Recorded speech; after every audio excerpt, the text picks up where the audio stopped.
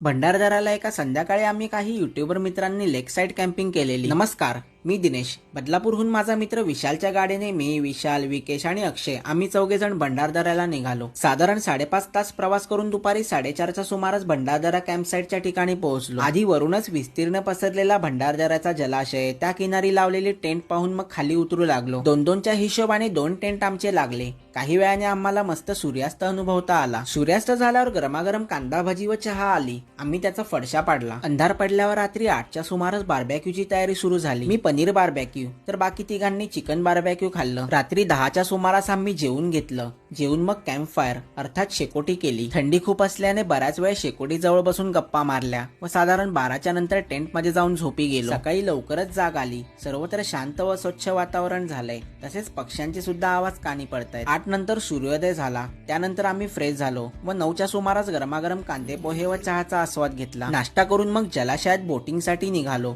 खोल पाण्यात मधोमध बोट निघाली। पाण्याच्या मधोमध बोट थांबली व तिकडूनच आजूबाजूचा परिसर पाहून पुन्हा बोट किनाऱ्याला यायला निघाली। आवरावर करून पुन्हा 10:30च्या सुमारास आम्ही बदलापूरला यायला निघालो। तुम्हाला हा भन्नाट व्हिडिओ पाहायचा असेल तर तो तुम्हाला माझ्या दिनेश नवले या युट्यूब चॅनलवर पाहायला मिळेल। तसेच ही रील आवडल्यास नक्की शेअर व सेव्ह करा। असेच नवनवीन आणि माहितीपूर्ण व्हिडिओ पाहण्यासाठी माझ्या पेजला नक्की फॉलो करा।